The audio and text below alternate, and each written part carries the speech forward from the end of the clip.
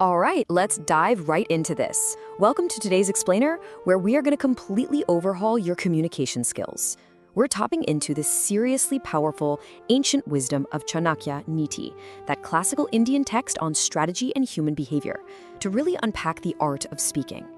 If you are looking to go from just, a passive listener blending into the background to someone who commands a room with absolute confidence, you are definitely in the right place. So let me ask you this. Have you ever been in a situation, could be a high-stakes meeting, a social thing, or just a really tough conversation, where your mind was packed with brilliant things to say, but when the moment actually came, you just froze? Or maybe you swung the other way, got super nervous, and started rambling out things you instantly regretted. Look, we've all been in that zero state. You end up spending the whole night overthinking, just wishing you'd handled it with a bit more tact. Well, today, we are going to fix that for good. To get why this happens, think about this famous story from near the ancient University of Taxila. It's about two brilliant students, Devrat and Sumant. Now, both of these guys had the exact same level of knowledge, but when they stood before the king for this top-tier court position, their deliveries were just night and day. Devrat, he stood calmly, looked sharp, and answered the king's questions with composed, confident precision. Sumant, on the other hand, completely panicked. He rambled, he jumped around mid-sentence, and just looked entirely unsure of himself. Naturally, the king picked Devrat. The takeaway here is absolutely crucial. All that knowledge in your head is totally useless if you can't present it effectively. It's not just about what you know, it's about how you project it. So to help you actually project that knowledge, we've synthesized Chanakya's teachings down into 4 really powerful pillars: build inner confidence, master unspoken language, the power of silence, and maximum impact. This is our strategic roadmap for today. Starting right off with pillar number 1, build inner confidence. This is the absolute foundation of impactful speech. Because you see, the foundation of impactful speech doesn't actually start when you open your mouth. It literally starts in your mind. Before you even utter a single syllable, you have to establish internal weight and set personal boundaries. Think about it. If you don't take yourself seriously, there's no way the room will. We're talking about commanding self-respect, embracing originality, and tapping into the power of saying no. People who are always trying to please everyone or who constantly flip-flop just to fit in, they just aren't taken seriously. You gotta speak with clarity and firmness, no matter your age or experience. Your words have to carry weight, and that weight only comes from a deep-seated self-respect. Now, a massive part of that self-respect is originality. There's this great parable about Rakesh, a singer from Vaishali. Rakesh had this genuinely beautiful voice, but he was always trying to imitate famous singers. One day, a guru actually stopped him and asked, "Okay, but what does your voice sound like?" And Rakesh had no idea. He was just a copy, and honestly, nobody remembers a copy. But once he stopped faking it and started singing in his own true voice, he became a legend in his city. It's the exact same for speaking. Never put on a fake persona or try to sound like someone you're not.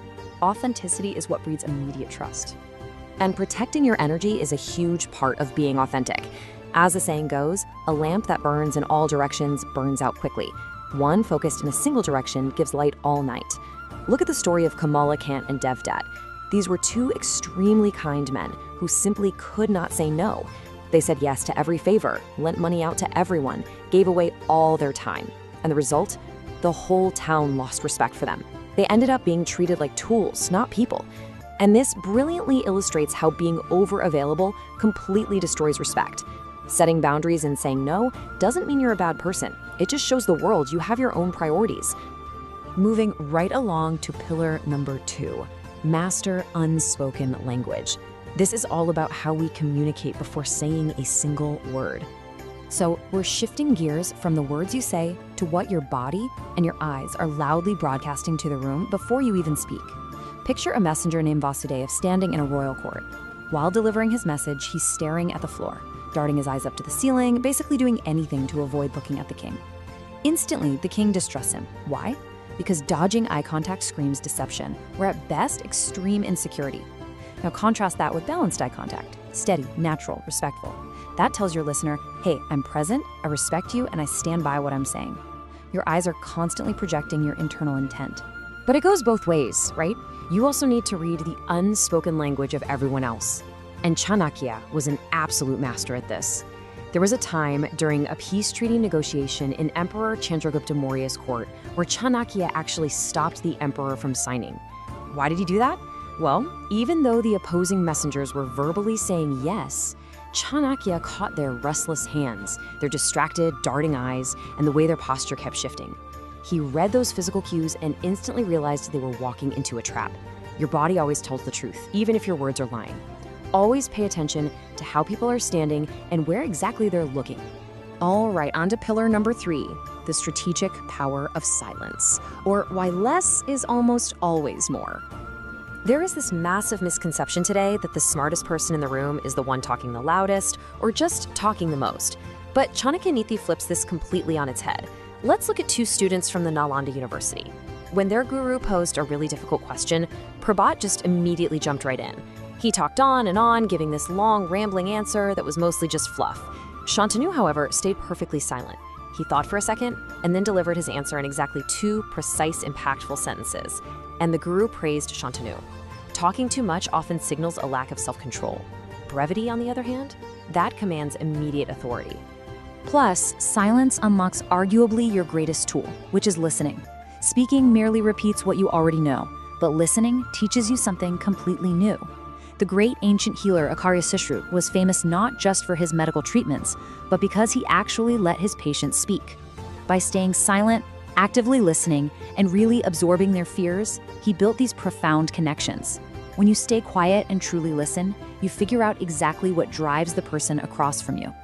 Which brings us perfectly to our 4th and final pillar, speak with maximum impact.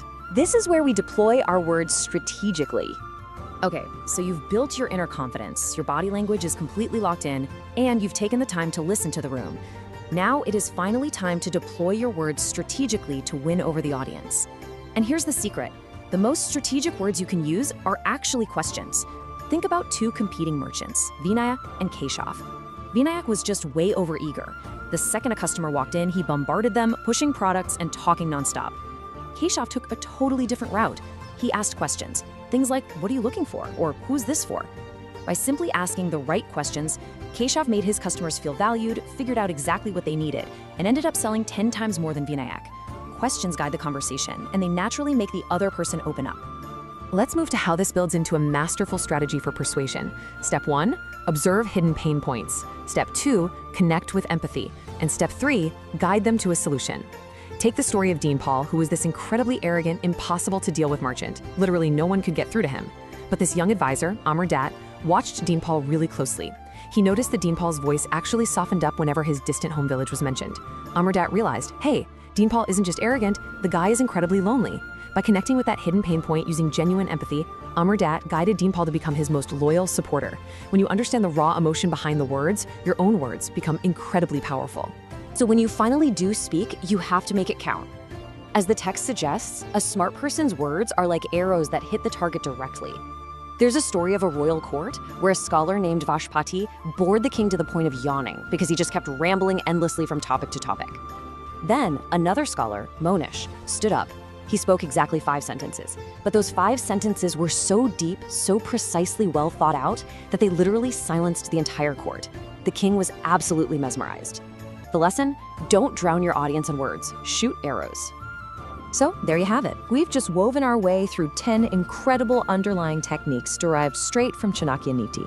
From finding your true original voice and setting hard boundaries, to reading a room through eye contact, harnessing the crazy power of strategic silence, and finally deploying questions and empathy to strike like an arrow.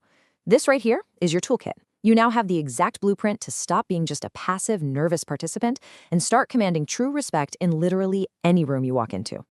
I'm going to leave you with this final, somewhat provocative thought. Are you ready to stop just talking and start truly communicating? Look, knowledge is everywhere these days, but the actual art of presentation, that is rare. Take these timeless strategies, apply them to the very next conversation you have, and just watch how the world responds to you. Thanks so much for joining me on this explainer, and I will catch you in the next one.